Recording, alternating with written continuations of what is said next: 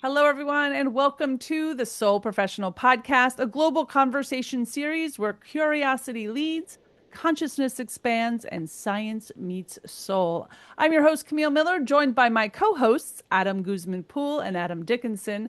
Together, we explore the questions humanity is finally ready to ask. Bridging worlds, perspectives, and new ways of knowing. We're not here to provide answers. We're here to open portals to bigger conversations. So let's begin today's conversation with Rachel Kaufman. Rachel's a transformational healer, professional life coach, teacher, and founder of Integrated Healing Vibes LLC. With more than 20 years of experience supporting clients through healing, empowerment, intuition, and personal growth, Rachel blends public health expertise with energy healing, coaching, and holistic practices to help people align their values, trust themselves more deeply, and reconnect with the path of their soul, the path their soul is calling them towards. Welcome to our show, Rachel. Hello, everyone. Thanks for having me. Yay. Sorry for that mouthful of bio there. That's okay.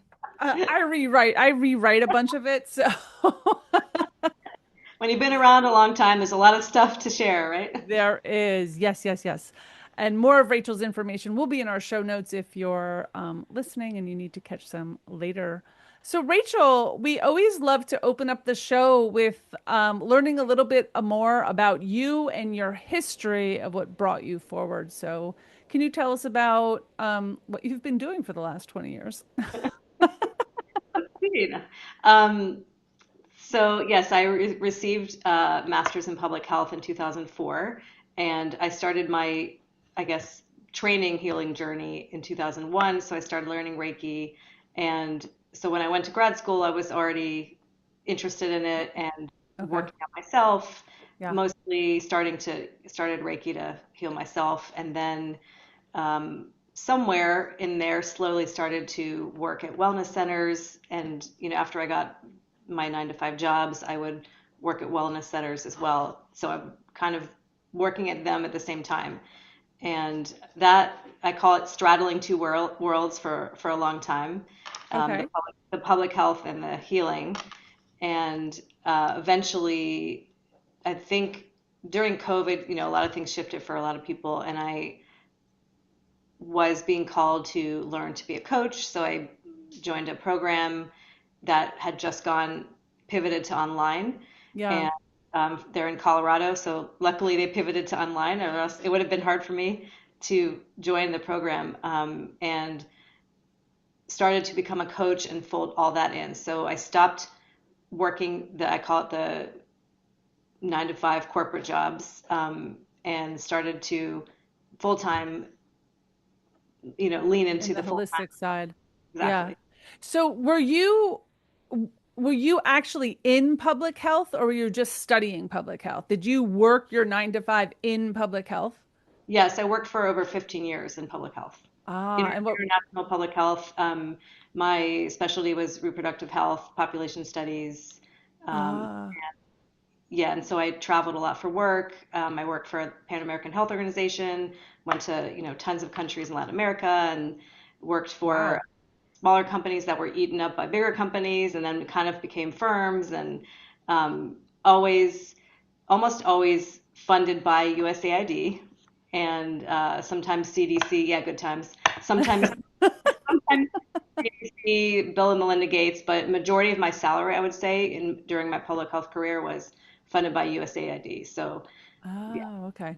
yeah, that's I have a question, yeah. Rachel, because you said something about so you're finishing your grad degree, but you're also working on yourself and with Reiki, and you said that you were healing yourself with Reiki. I'm really curious to hear about that healing story. This, Yeah, thanks, Adam. I think I, people ask, how did you get into healing? And I think it's just if we're meant to do it, Yep. we figure it out eventually. So I didn't learn Reiki, to say, oh, I'm gonna fix myself. But as soon as you get into it, and each attunement of every Reiki level is a healing, so it's like you're going to a Mm, healer, and you're getting boom, So I started to talk about with my teacher, and I had interesting experiences with the attunements, like my skin getting really dry and feeling like a snake, so transforming.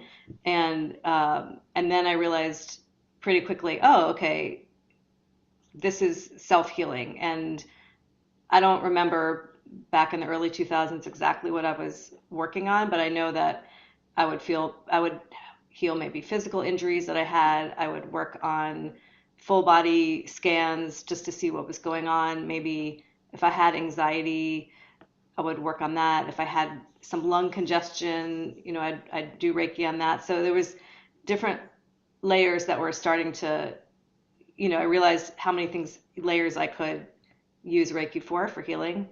And I was also taking some other classes like essential oils and shamanic work. It just, I was just following my intuition. So I think my intuition was like, you got to work on this, you got to do this. Were It's you kind of, always this person? Like while you were in school, like were you always this spiritual person, holistic person, alternative medicine? Like something had to draw you in, like, I think I'll take a Reiki class. right, right. Like, where did that?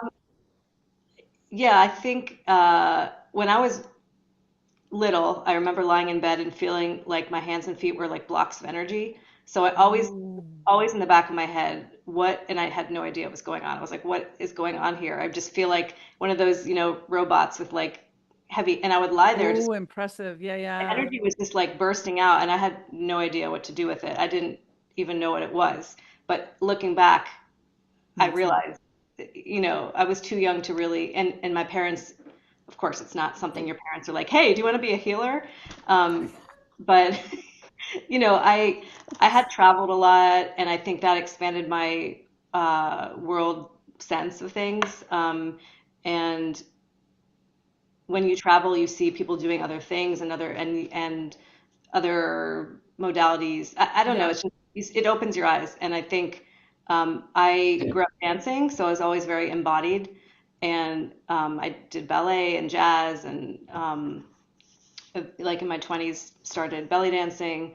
So I think for me that was always important to be embodied, and I'd always feel much better after I exercise. So I think there is that subconscious knowledge of, okay, I need to be in my body, and when I don't move my body, I feel bad. So it was like another learning the energy was just a natural progression of I don't need to move my Yeah. body to move my energy without really thinking about it. Mm.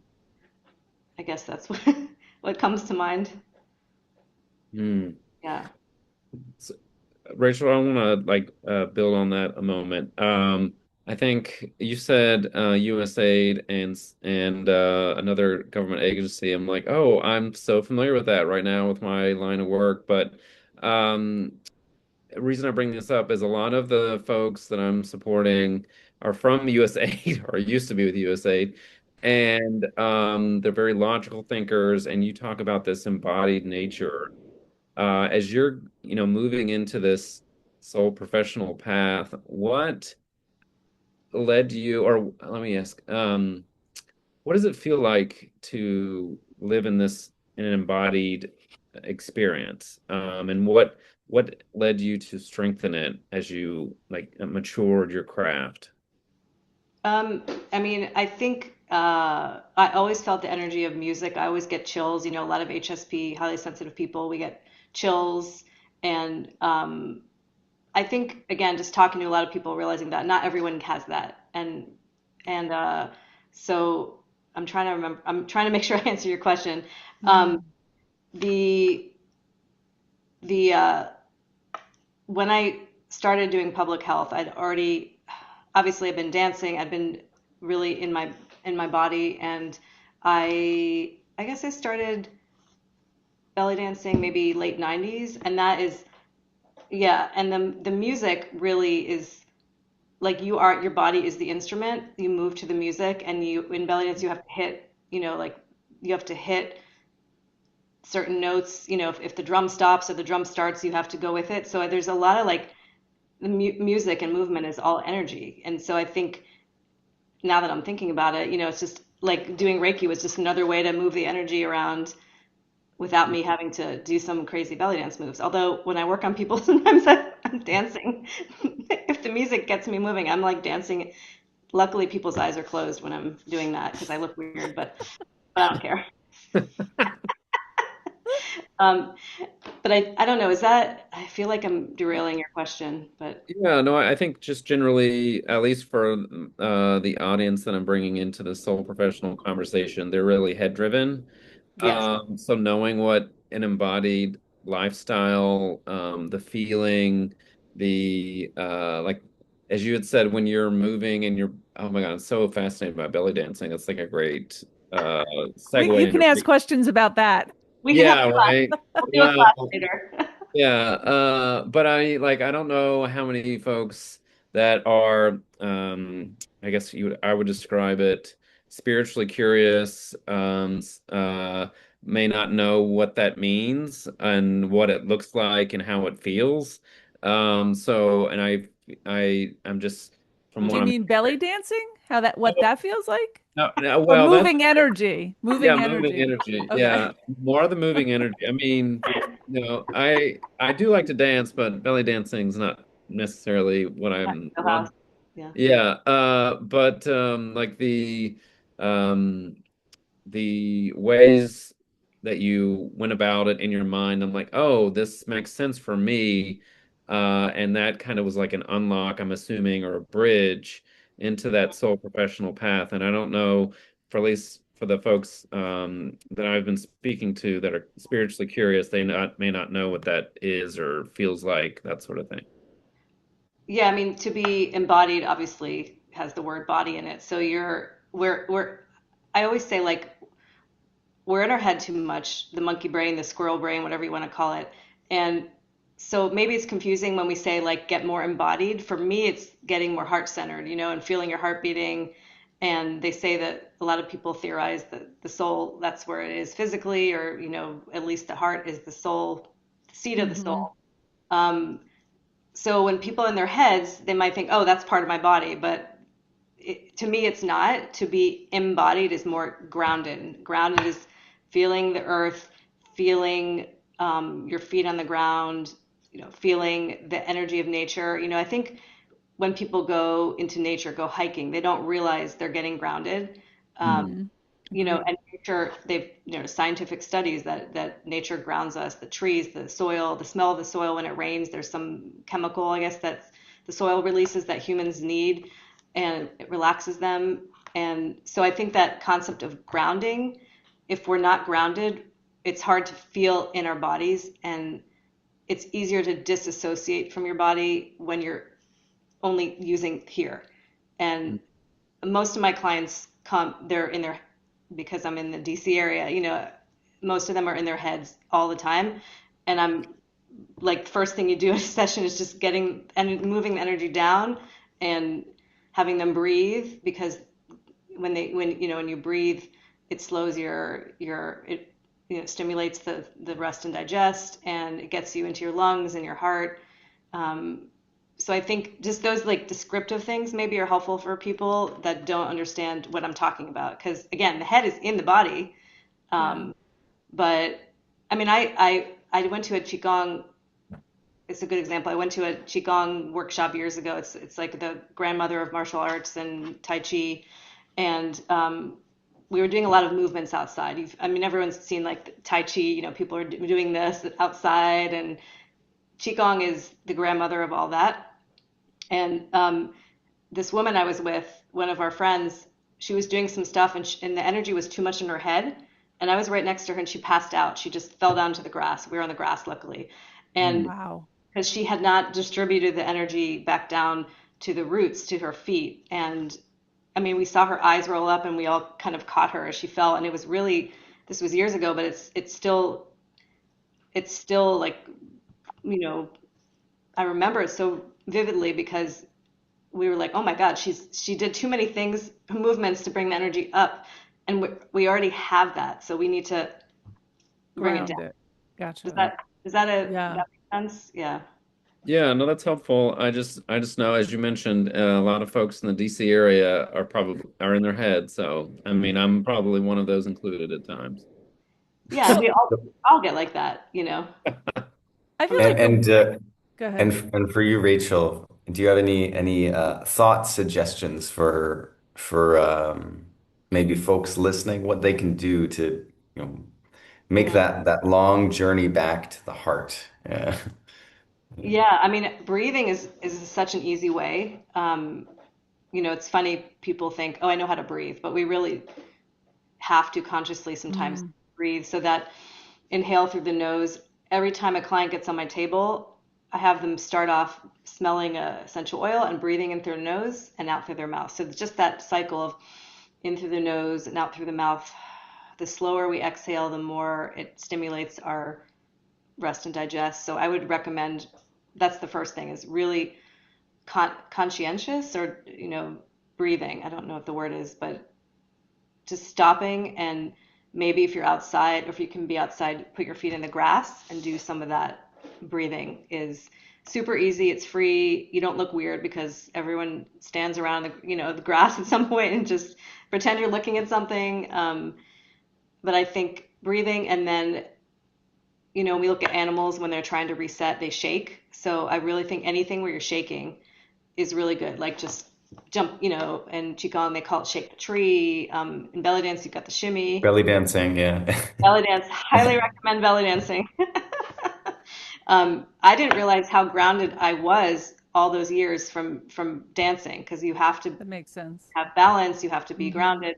When I stopped dancing more, um, I was like, oh, I missed this, So the belly dance shimmy is, you don't have to do it perfectly, but it's pretty easy and it resets everything. So breathing and belly dancing, the Yeah. two B's. Love it.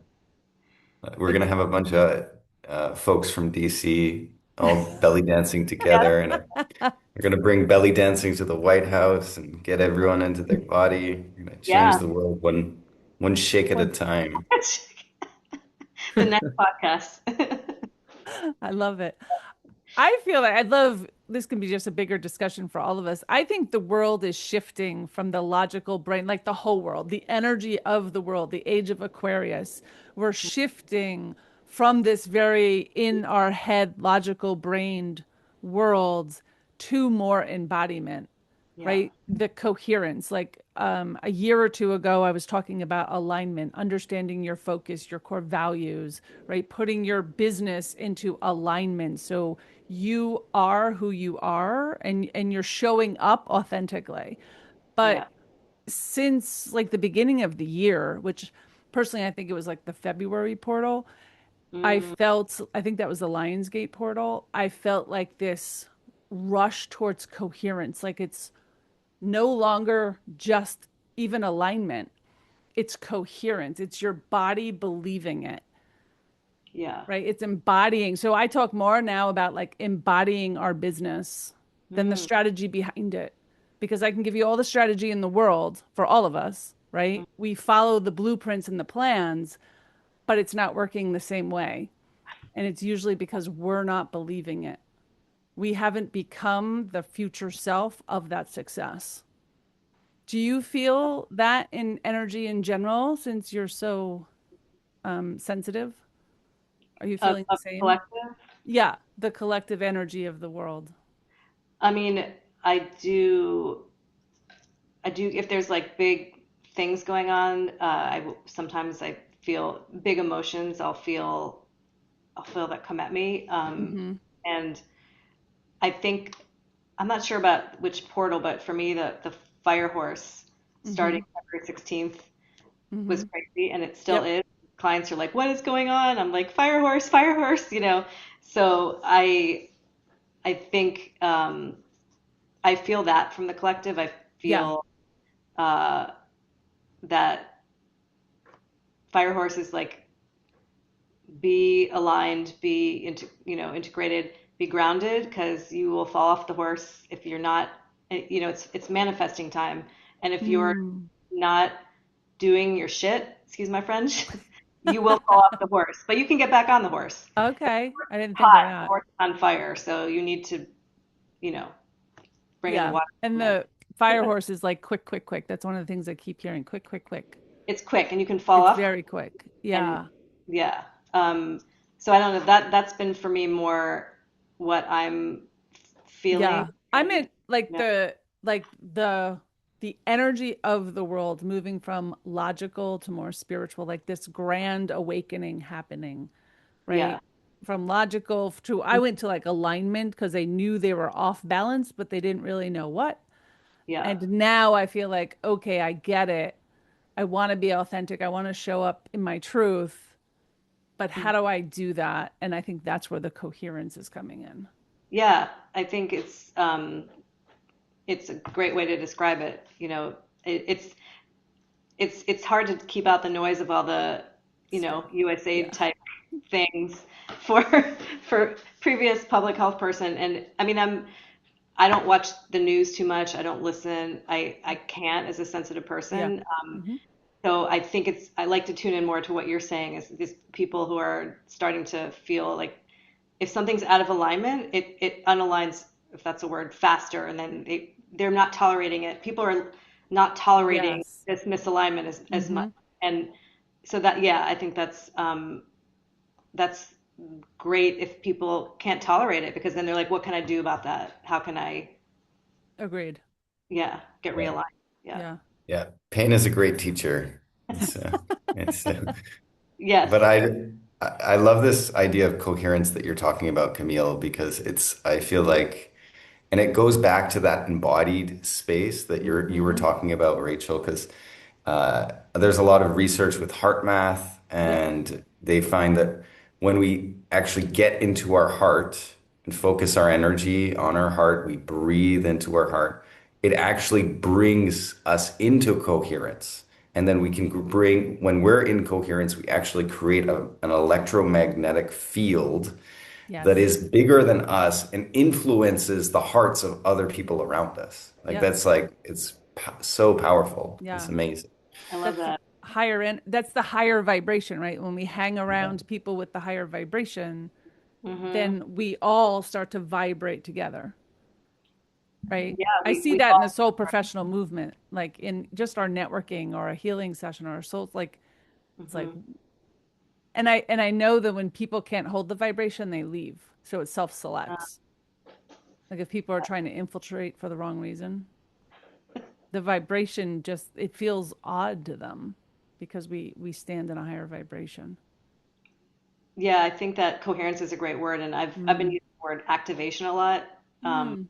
Not just, with this idea, but things have been activating, but in good ways, Yeah. not like sleeper cell activating. That's in a good way, like a Oh, don't speak my language, Rachel. You know I I'm came from channeling the Adam. I came from the FBI. Channeling FBI right now, or like watching too many of these shows with my family. But yeah, the activating the heart. Yeah, the heart math has been around for so long, and I think um, people didn't really understand it, or even if they don't understand it, they're getting it. They're I'm sensing it just more, maybe. yeah, I'm just learning. Like I don't have all the woo language, but I'm learning it. It does, I'm curious, does grounding help with our heart energy? Does Yes, one have to do with the other? It does? yeah, for sure. If Okay. you want to have your heart open, you want the energy flowing, you need to be grounded. Um, Okay. if you just focus on this upper part, Yeah, yeah. you will fall over like my friend, in different ways. And the earth energy that you're connecting with. So it's really grounding is really just connecting with the earth energy. Earth. Yeah. Earth is healing. Earth actually brings in negative ions into our body, which is healing. Oh, And okay. That makes um, sense. so, there's these grounding sheets and, the infrared mats and stuff. So those create negative ions.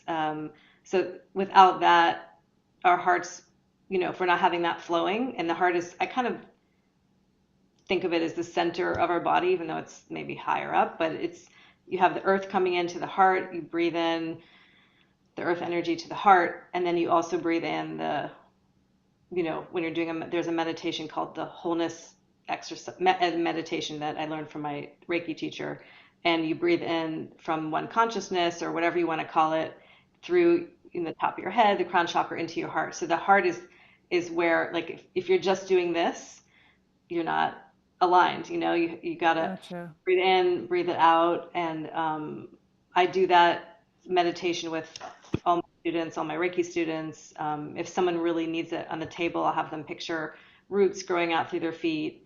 Um, so I've heard that a lot in meditations. Yeah. yeah. So we're, in general, like, uh, probably just even 100 years ago, people were more connected to the earth because Yeah. for 200 years ago, and we've Yeah. gotten connected really fast. So, And we wear shoes. and we wear shoes. Yeah. Yeah. Wear shoes, drive cars, like we don't even walk. Right. Yeah, we've Right. come, like, at least where I live, we're very urban still. The Yeah. sprawl, right? Yep. Yeah. But Very even if, different. even if we're doing that, we can still, you know, go outside and feel like touch the grass, Yeah. Hug a tree. hug a tree. Oh, yeah, yeah, yeah. So, Tree. Rachel, I'd love to bridge into your work today. Hmm. Can you tell us a little bit about how you've pulled this all together and what you're doing today to help and heal people? Yeah. So I learned Reiki, then I learned reflexology, and I started Hmm. folding that in. Then like I said, also essential oils. During COVID, all my crystals started talking to me, and I started working with them more. I'd always Wow.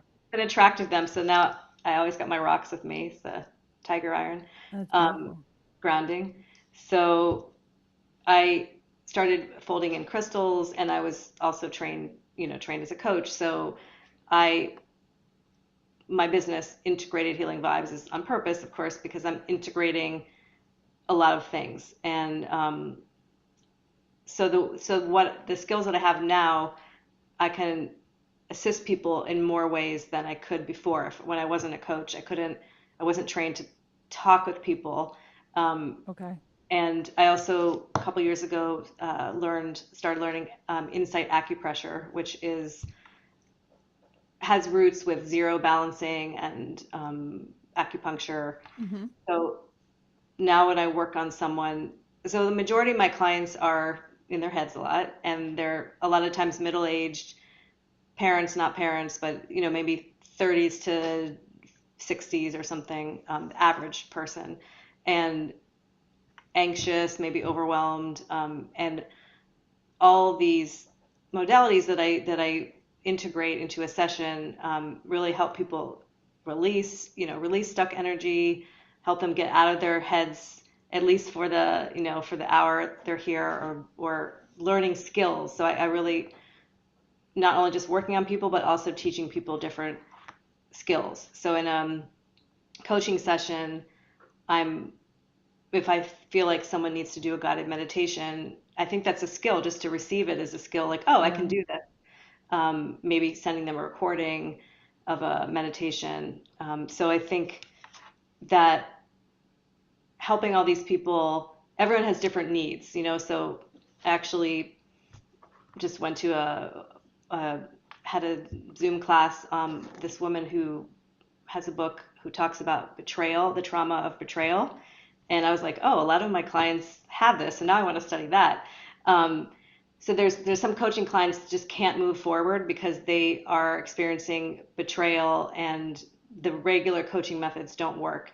So with the healing that I integrate, that can help, but also I'm excited to like expand my ability to help these people. And betrayal could be many different things. I was just going to ask about that. I haven't really heard about a betrayal wound, I guess. Is Yes. that like a self-betrayal, betrayed by someone else? Is it dovetailed with trust? What? Yes, it's Okay. from someone else. It could be a partner cheating on you. It could be Okay. your mom just not being there for you your entire childhood. Okay. Lots of types of betrayal, but it's different from trauma from a car accident, or it's different Okay. than being in war. Like the PTSD from being in war is a different Hmm. trauma than being betrayed, unless Yes. the veteran feels betrayed by their country, which then they have a double whammy. Um, and I'm just learning this now, but I immediately thought of 3 or 4 clients who I feel like could benefit from this. So that's to be continued with my education. But Do you also have an intuitive gift? Yes, yeah, thanks for reminding me. Um, so the integration that I do, I have a program called Bring on the Balance, and Okay. it combines coaching and healing. And the backbone of all my work is intuition. So I'm using it as I'm talking with people, as I'm working with them on the table. I have a workshop, a group class on intuition. I do healing retreats for women, and we do intuition exercises. We talk about it. So that's actually my jam, if you will, is folding intuition into everything. And what I love doing is kind of bringing that out in people and showing them that we're all intuitive beings. It's just maybe how to lift the veil. I help them lift the veil a little bit of, the white noise that they've been hiding their intuition. A lot of people have intuitive gifts and they were shut down. Their mom's Yep. like, weird, don't do that. And yeah, a lot of us have that, or just not encouraged, like me with my weird energy in my hands and feet. I'm sure I told my mom, and she's like, okay. I was gonna say it probably wasn't that like Uh, if it was known, it wasn't as open as today. Like I feel like Yeah, if someone said they're intuitive today, it's taken a lot differently. Like, I sure, think okay. it's possible. Yeah, I mean, Yeah. I- and now I talk about it with my parents, and my dad's a doctor, so he's a healer. My mom does different therapies. She's a healer. And then we started talking about my grandmother, who used to say she would know who was calling on the phone. She called it her wires, and that's intuition. And so Sure we is. started looking back at the family and realizing, even my dad It's admitting, genetic. Yeah. right. Yeah. And I agree so with that. I think every family has healers. It's just Hmm. not encouraged, or it's not understood. Doesn't mean you have to be a healer if you're intuitive. But again, what I love to do is have the clients who come and realize that they're intuitive, or the ones that really are intuitive and have cut it off. I show them a safe way to reopen it. Because some clients were like, I used to see ghosts, dead people when I was younger, and I don't want to see them, and I never see them. Or I got all these, premonition dreams, and I thought it was scary, so I stopped. Yep. They'll just shut it off. And I think those accessing your intuition is really important, and for survival, for making decisions, for making life more interesting. So I just love watching like the veil come off Yeah. for clients. Actually, when you said your dad's a healer, a doctor, my dad was a doctor too. And I always kind of know that that's my intuition follows my father's family. Because now as an adult, I can look back and go, wait a minute. He literally had this gift. And my grandmother and my aunt, and I'm like, Uh-huh. they knew it. They knew it. We didn't talk about it.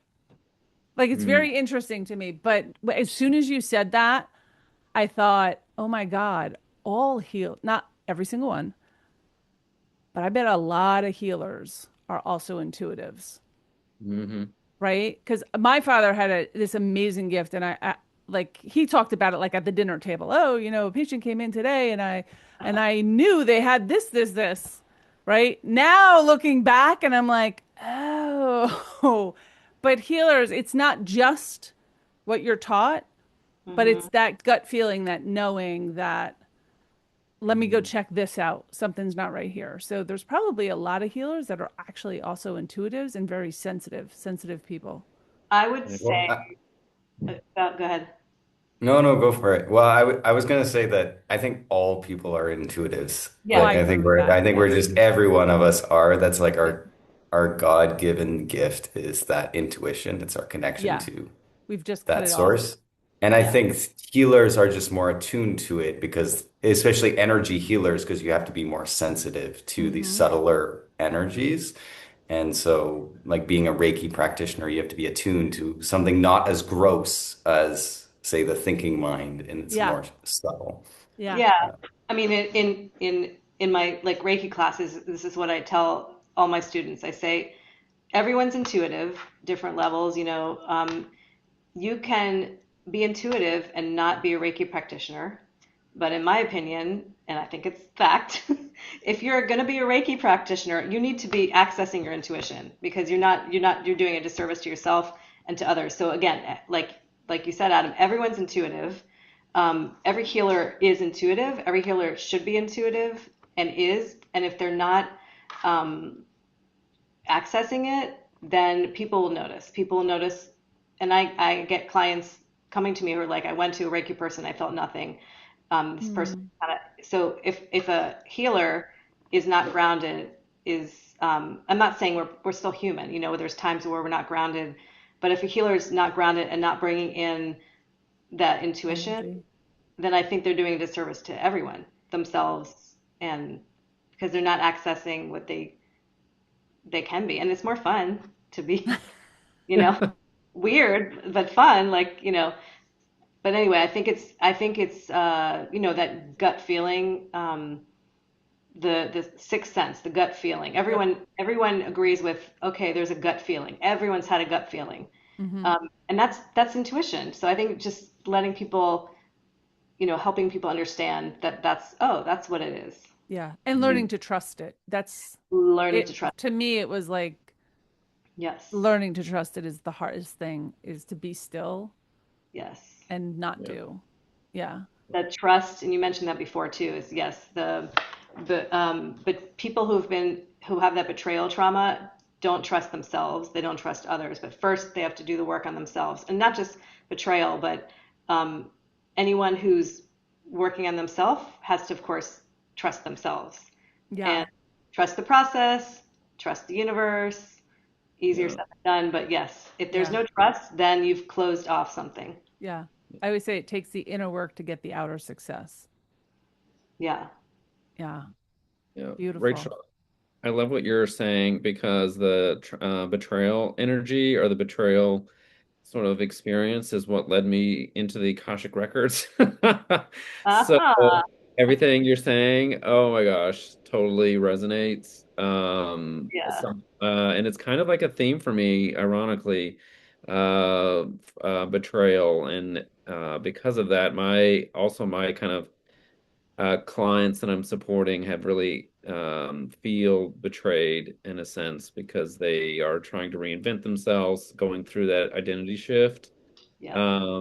But I can totally, everything just makes sense to me because that betrayal energy is very deep.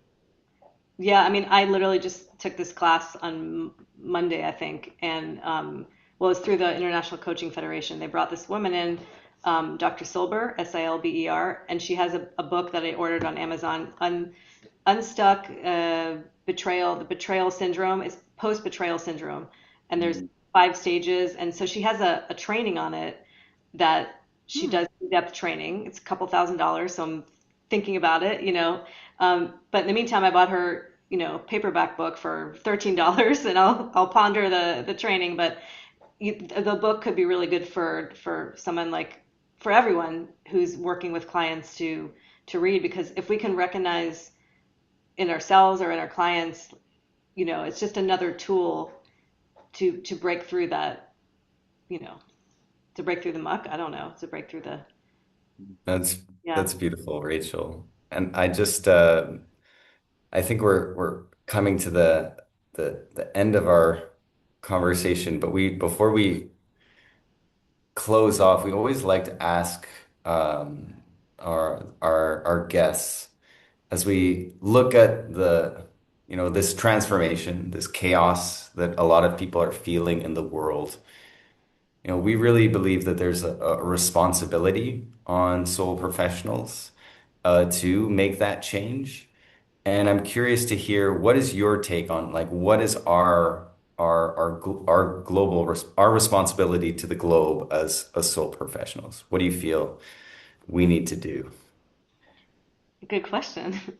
Um, I think we need to stick to our core values. We owe it to ourselves to be true to ourselves, to be grounded, and to be, stay as cohesive as we can, and so that we can keep our lights shining and help other people shining their lights as well. So, like Camille, you said, the more internal work we do, the more we can I forget the exact words you said, but Yeah. do the Inner internal work. work, outer success. Yes, and if you're a soul professional not doing the internal work, you're completely missing the mark. So Yeah. and also I think being gentle on ourselves, we're not done, like it's a lifelong process to do the work, and maybe if you believe this, we continue it to the next life, or um, so I think us walking the walk, that classic like walk the walk, do talk the talk. I don't know, doing what we are having our clients also do. So I think people, and I think being open about our struggles and what we're going through, people can see themselves reflected in it. And I think that makes a world of difference. So if I tell a client, um, a coaching client, like, oh, this happened to me, or they're like, oh, I'm not the only one, so bringing that empathy in is for ourselves and for our clients is important. And also, like we learned in coaching, be willing to be a beginner. You know, I don't know everything. As soon as you get into that, I know everything. No, you don't. Go listen to the Beatles song. The more one travels, the less one knows. And I think we owe it to ourselves to do the same as our clients are doing. That's Thank you beautiful. so much, Rachel. Yeah. Rachel, for those that are listening and maybe they're going through a betrayal wound, how can they best get in touch with you? Well, betrayals, just to point out, not my specialty, but Okay, good to point out. yeah, yeah. I But she does help people already, so Yeah, yeah, it sounds she like probably could help you. I'm just fascinated with it, and yeah, I'm going to learn more. Um, so I help a lot of people going through life shifts, divorce, Okay. career change. Who am I? Uh, why am I still stuck after 40 years, 50 Hmm. years? So a lot of people with anxiety, with overwhelm, balancing being parents with work, or I don't like my job. Uh, People aren't tolerating not liking their jobs anymore. Yeah, that's So, true. people looking to access their intuition. I help people, learn how to use pendulums. I wrote a chapter in a book, Alchemy of Intuition, on how to use a pendulum. So pendulums can help you make decisions Yep. it's kind of a form of muscle testing. Hmm. So uh, I think that answers your question. Yeah. So, do you do online as well as in person? Yes, I do online and in person. So it doesn't matter where they are. And how's the best way to get in touch with you? My Website? website has all my phone number, Do you want to email. say your website for those Sure. on audio? Yeah. So it's the business name, www.integrated, TED, healing vibes. Integrated healing, HEAL, healing, ING, vibes, VIBES. So Dot they can com. go there, .com, thank you. Okay. Integratinghealingvibes.com, and they can find all the information. You can book sessions right online. You can email me, you can text me, whatever works best for people. And she's Fabulous. great, by the way. Thank you, Adam D. Spoken by Adam Dickinson. Thank you. Yeah, the truth. That's awesome. Thank you so much, Rachel. For those listening, all of her information and her link will be in our show notes. So if you're driving, just come back to it later. You did not have to memorize it or write it down. It is in the show notes. Rachel, thank you so much for coming out and being on our show today. Thank you so much for having me, Joy everyone. to have you. Adams and Camille. The Adams. Oh God. And for our listeners, thank you for joining us on this episode of the Soul Professional Podcast, part of the Soul Professional Global Conversation Series. If today's dialogue sparks something for you, we invite you to continue this conversation by subscribing. Hit subscribe, sharing this episode, or connecting with us at the Soul Professional community at soulprofessional.com. It's SOUL professional.com. We are a global community for impact driven humans. We have just hit 6 continents, and our 50th country of people that have joined us in this movement. And everything that we do is free. So if you'd like to be a part of our healing circles, our global prayers, that I should say, Adam G is hosting for us a global prayer at the end of every single year, every single month. Come join us. We have soul circles and networking and a lot of things. And you don't have to have a business. You could be in the awakening stage. You could just be a seeker, or you might just want to hang out with people that are in a really high vibration. Come check us out at soul professional.com. This series is an open invitation to explore, question, and expand together. Until next time, stay curious, stay conscious, and stay connected. Bye, everyone. Bye. Bye.